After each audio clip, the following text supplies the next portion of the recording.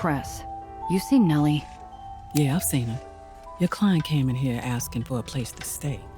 Brought rent and coffee. So, I gave her keys to the greenhouse. You're tense. Everything good, Gia? No.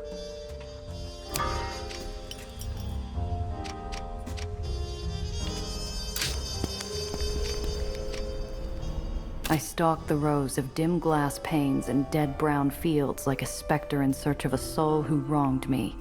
Maybe she has, but the voice that drifts through the cracked door is more delighted squeal than malevolent cackle. I all but storm her lair.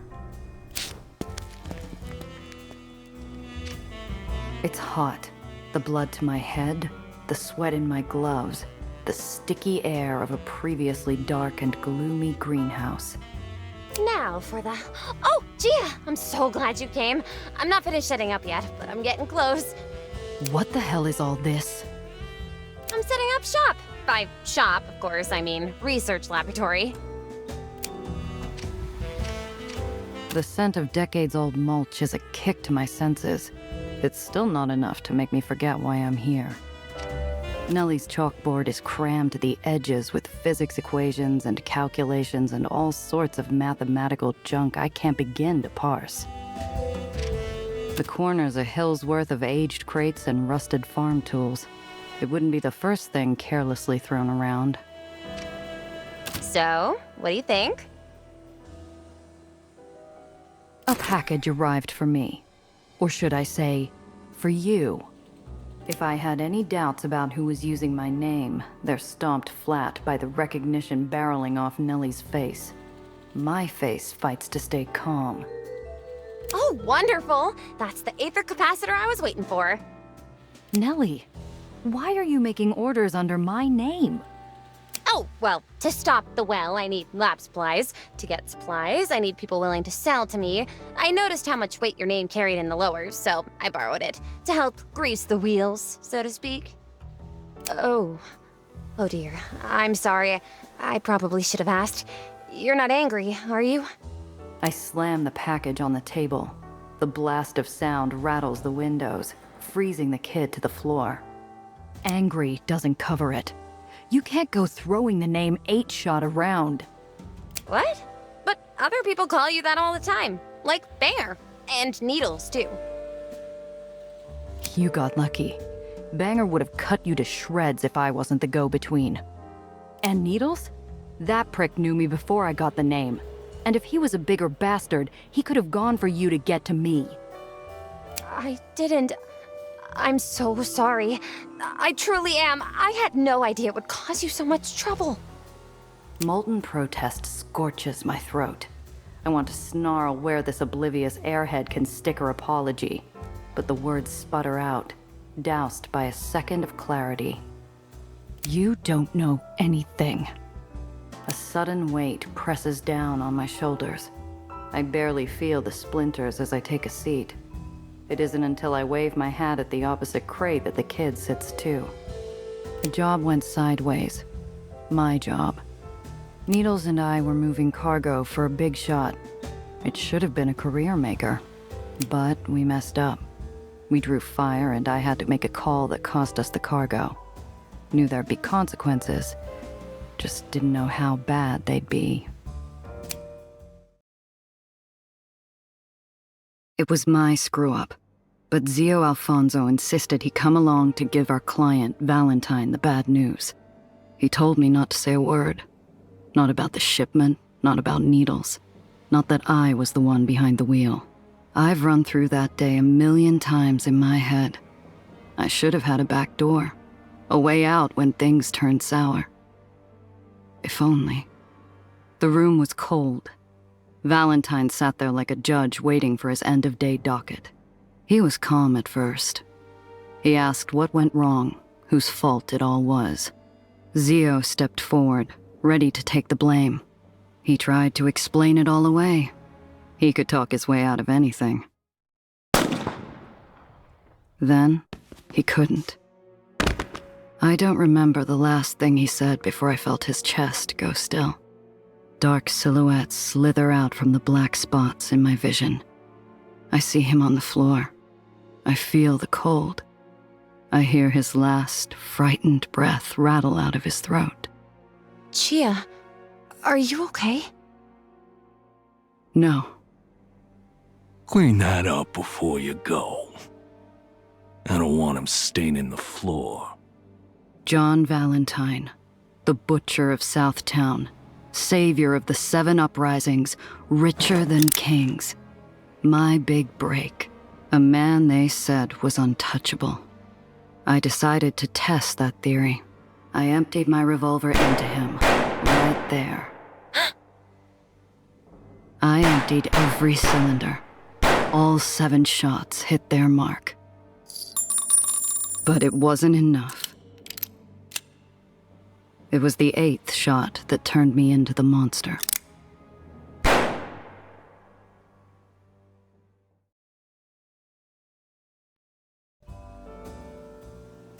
My fingers twitch under a phantom recoil, kicking me back to the present. Instead of a skyscraper with 2 cooling bodies, I'm back in a dingy greenhouse with a wide-eyed girl. What happened after that? My fingers twitch again. I haven't missed a cigarette this much since my apartment flooded. I got out. They just let you go? After you took out their employer? Didn't realize their boss was dead yet. Probably thought he was the one holding the gun. And they were busy finishing up with someone else. I wasn't the only one who had to report in. Except while Zio and I got the big man, Needles had to answer to a knife. Neither of us walked out of there unscathed. Between the job gone wrong, Zio, Valentine's goons, and our falling out, Piotr had plenty of reason to be mad. I just hate that the reason he owed me his life was the same reason he resented me. Didn't end with Valentine. He wasn't a baron, but he was a man of the city in his own right. Enough people wanted him avenged. And they're still after you? Is that why your name's so dangerous? Not as much as there used to be, but I try not to invite trouble. I might have become 8-shot when I killed Valentine, but I hadn't cemented its meaning until I put enough bullets into everyone sent after me. I lost my rep, my name. That's what. In this line of work, all it takes is one bad job to wipe years of goodwill. But that's not fair. He killed your uncle. Think about it, Professor. If one of your colleagues snapped and killed the dean, you think anyone would care why? I suppose not. That's right. Because as far as anyone cares, I screwed up a job and killed my client. That's enough to scare off anyone. And while some respect the name, most don't. Sure, it might have some pull in this part of town, but it's not a badge of honor. It's a reminder of one of the darkest days in my life. Oh, Chia. I'm so sorry. She smiles and the sun comes out. The dark days of the past fade back where they belong. And I'll register an official address and sign for my own packages from now on. You better, Principessa.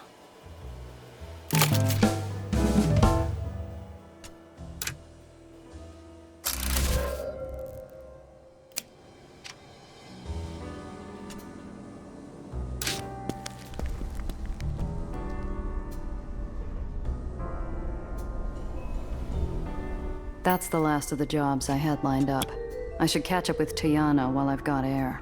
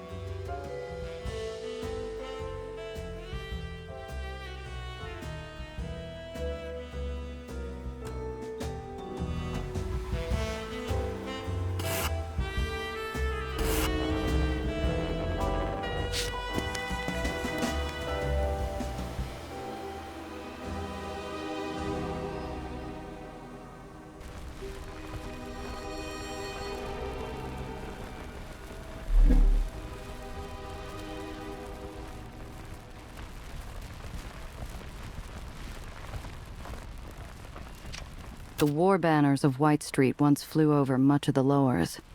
I dread the day it happens again.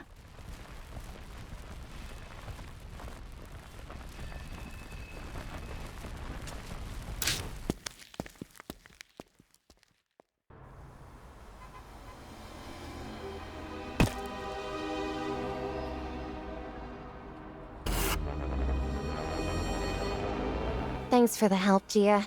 This research really is important. I'm glad you can see sense. Unlike that, Mr. Throg. Hey, take it easy on him, okay? He's a good egg. And he's right about the well. You shouldn't have tried to go by yourself. She shuffles in her seat, adjusting like an agitated bird in a nest of thorns before changing the subject. What you said before about ghosts? Where are we going exactly? An old Aether rig still floating just off the edge. Nasty storm years back. Strong even for the well. Killed the whole crew. Though some still say their spirits keep it afloat. Wait, you don't actually believe in ghosts, do you?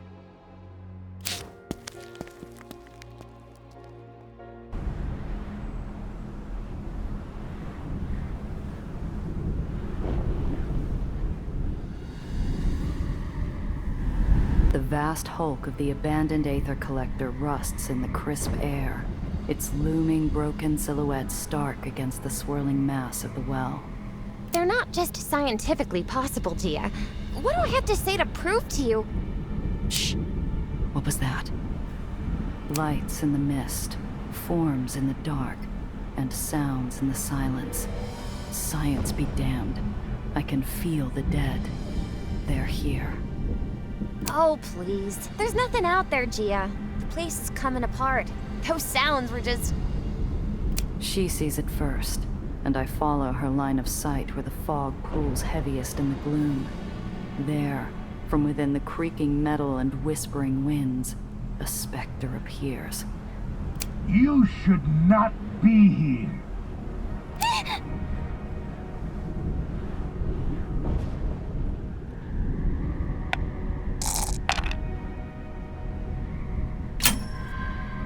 Like water down a cliff face, my hand flows quickly to my sidearm.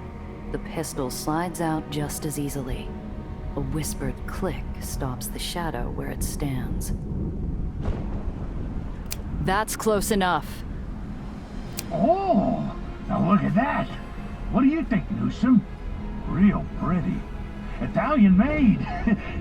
7 shots. Real pretty. No, I'm not gonna ask to hold it. That's not the one. Who else is there? Nellie, get ready to go. Who else? Oh, don't you worry. It's just Newsom, Rollins, Turner. Samuels is around here somewhere. We're all too busy keeping this thing afloat. All too busy. Oh, I need to check the lower decks. Make sure the pressure chambers are intact. Yes, of course I need to check them again. Shh. Just let me do my job, Newsom. The ghost walks off, the fog swirling around him. Too long of a blink and I'm sure he'll disappear into the atmosphere.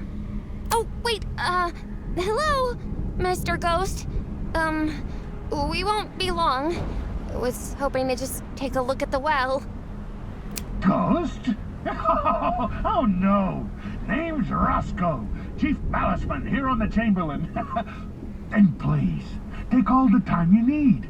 Newsom and the others appreciate having prettier faces than mine around. I can't believe you thought he was actually a ghost. He's just an old darkman in a high-altitude suit. I'm still not convinced. Now come on, let's get things set up.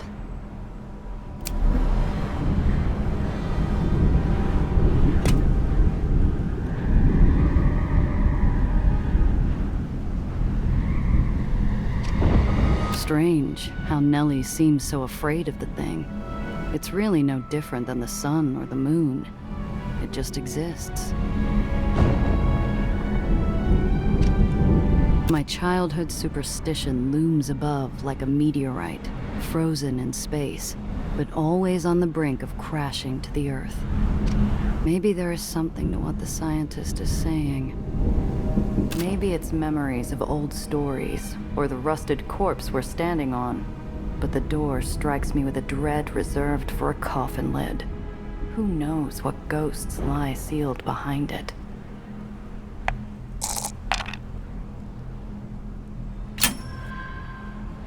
Aw, hell. I never back down from checking the closet for monsters. I get out my lockpicks. Every click and twist, I hear nothing but the creak of metal. By the time I yank the door open, it's almost anticlimactic. The only shadows to find are a bundle of crates.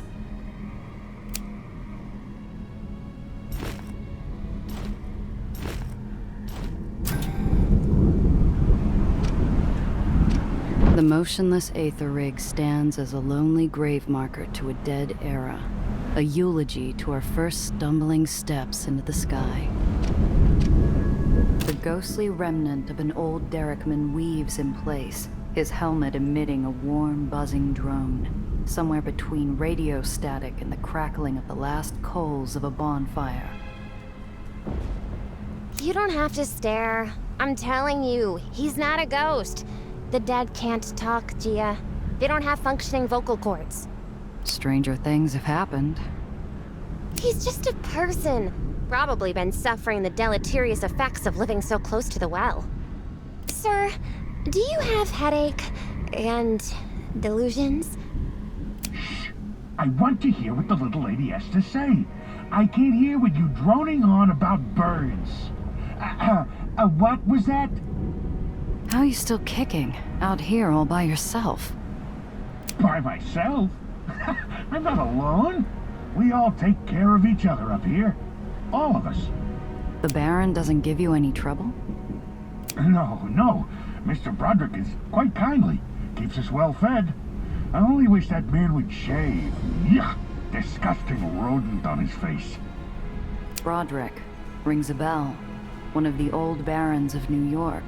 Not a name I'd heard since Zio told stories about the days of blood, when Eli first started taking territory and executing his rivals. And the well? The well? The well? Oh! I've heard of that thing. A strong wind off New York shows up in the winter. Don't worry, young lady. Storms come and go, come and go. Come and go burrows into my ear, nesting in the part of my brain concerned with old memories. A radio advertisement as a kid talking about how the well was nothing to worry about. You the only one keeping this hulk in the sky? Not me. No. The Aether. It's been, what, 30 years since this thing went out trawling? Without a refuel, the Aether levels can't still be enough. Yes, they can. You youngsters, you don't appreciate Aether. You didn't see it. When we first found it, it changed everything. The world became a circus. A magical circus. It's amusing, at least for the first few minutes, hearing the old man talk about how the world changed, how circuses changed, but I don't have all day. Ahem. And as for zebras... Oh, you're right. You didn't ask about zebras. You wanted to know about vacuums. Madonna help me.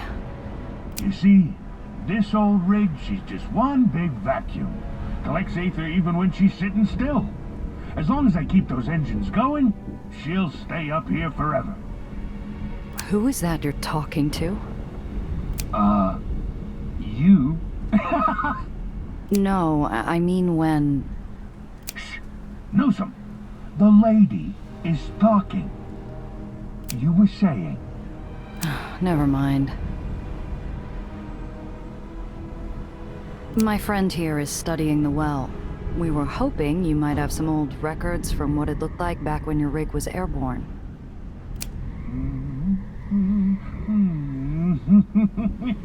Yes! Well, I was quite the dancer in my day. A real aficionado of the old ragtime. Of course, it was new back when I was on the prowl. Pardon? Oh, don't worry. I don't have any dance left in me. but I still have a few of the old records left.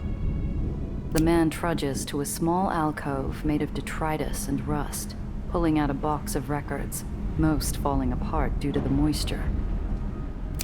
Here, this one should still work. I hope you enjoy. You look like quite the dancer. Quite the dancer.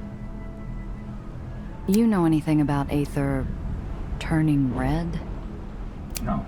I don't meddle with nothing like that. Too dangerous. And there's the tell. Even through the static buzz, I can still hear the knot of dread catch in his throat.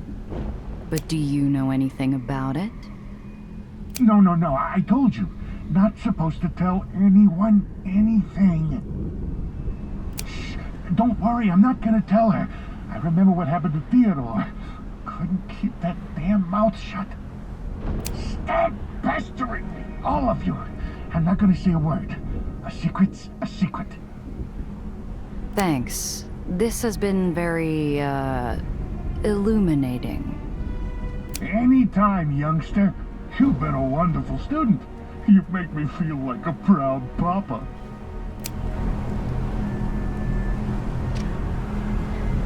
Come on, help me set this equipment up. There isn't much for me to do, but I think the kid enjoys bossing me around. Her self-satisfied smugness reminds me of how I felt when I first called my father William as a child. There. And can you move this? Now, these over there. Gia, that's glass. Just be more careful, please. One more thing. By the panel. No, the other panel. Eventually, Nellie stops giving orders, and I'm fossilized along the sidelines, turning into little more than a paperweight in a coat. This is a whole lot of, scientific equipment. What are you trying to build? Well, in the absence of a Pfeiffer trap to collect the Aether in the air around us, I'll need to improvise. She accents her determination with a sudden drop of a crate full of junk I recognize from the various ditches and drains in the hole. The Radish King is splattered in faded paint along the side. You really should pay more attention to the garbage lying around the hole. I found parts of a cyclotron just laying around. Oh, and a 1925 Hethelbaum cathode. I couldn't find any thorium, though. The experiment can work without it.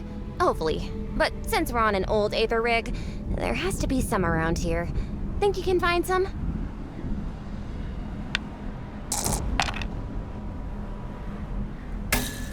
Snippets of memory flutter through my mind, glimpses of puke green in the snow. I can't recall if that has anything to do with thorium, or my sister losing her lunch on the ice. Easy. I bet the stuff's all over the place. Kick a panel and it's just there, waiting for the taking. Do you think that you can find radioactive, Aether-attractive material everywhere just for the taking? There's enough glowing around here. I'm sure some of it is useful.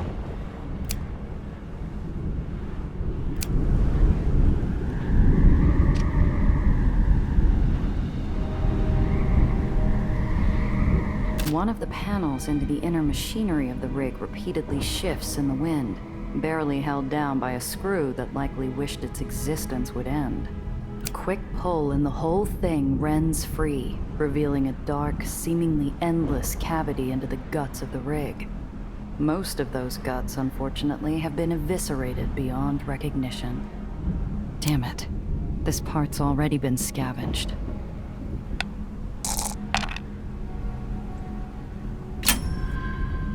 By either chance or a trained eye, I notice the paint on the inside of the panel. Olive gray. If I'm lucky, the thorium and the heat-resistant paint will be enough. There was one summer where we saw Zio off on a ship bound for the Congo.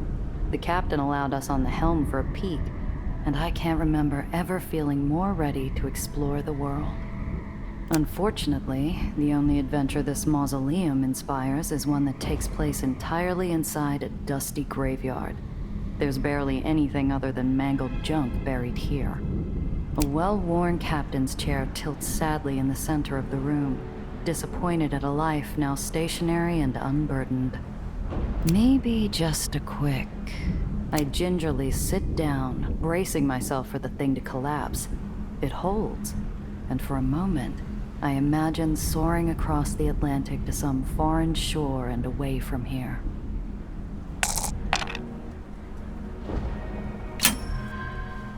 What do we have here?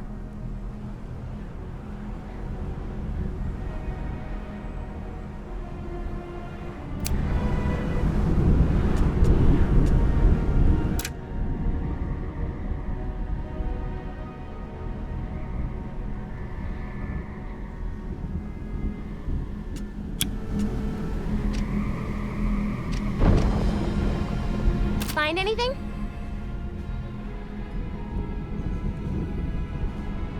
Yeah, here. What do you think? Maybe you should be calling me Doc from now on. Oh, you found some! That's perfect! With fast hands, the kid gets to work, bending, breaking, and binding her crate of junk with the small amount of thorium I was able to find. Is that... It's not a real Pfeiffer trap, but it's close. It will help measure the amount of naturally occurring Aether in the air. I should be able to compare the data with Lorenzo's Aether constant to see what local saturation looks like. She bites her tongue as she focuses on what seems to be the last part of her little machine. Then maybe we can get some insight on where the well is drawing all this extra mass from. And... done. The box begins to emit a soft glow and whir like a carnival novelty attraction. Now to wait. More clicks, more whirs, more clicks, the occasional chirp. Not even the swirling chaos of the well seems interesting enough to alleviate the wait. I take it this basket of junk makes you miss home and all of its shiny, top-of-the-line gear. No, hadn't thought about it actually. But I didn't need any fancy stuff for this. This is just, well... She holds out her hands as if presenting her little machine like a talented, ball-juggling seal on a circus stage. This is just... simple. Simple? So, any one of you could have roped some trash together and found out the world was ending down here? No, that's not. You know that's not what I mean. I didn't intend to put poison in that joke, but the girl seems to swell up all the same. I don't know why no one's caught it. They should have. I should have. But I'm here now. You don't have to bring up that I'm from the Heights every time. Okay. Was just teasing you, kid.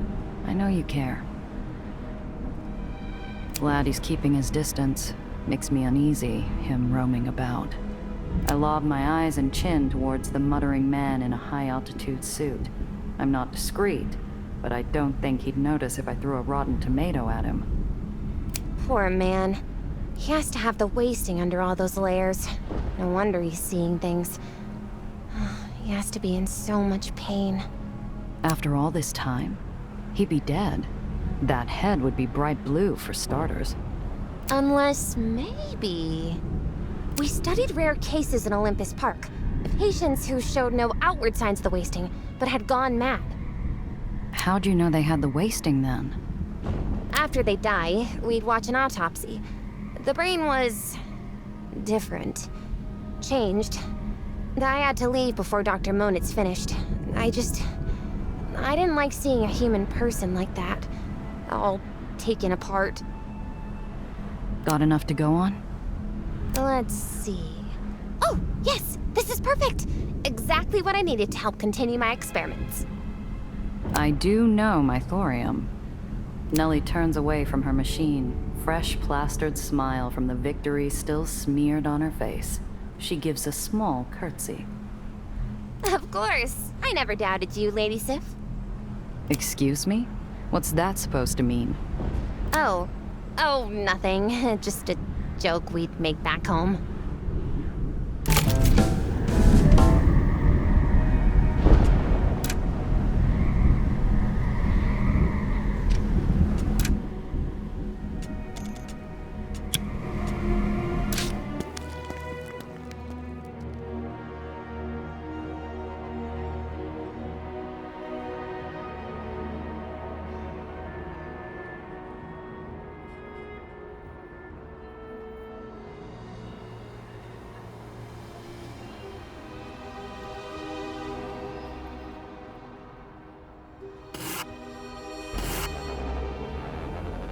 Confortola is infamous in the Sicilian community. Not only is his kitchen the best place to get fresh olive oil, he's also known to stock a few more peculiar goods in his warehouse. And he's always willing to cover for someone with even a passing connection to the old country, for a price. Confortola's is by far the best place to crash until the dust clears. It's clean and quiet, and usually comes with a hot meal and a drink or two on the house. When the law's breathing down my neck, it's the first place I think of.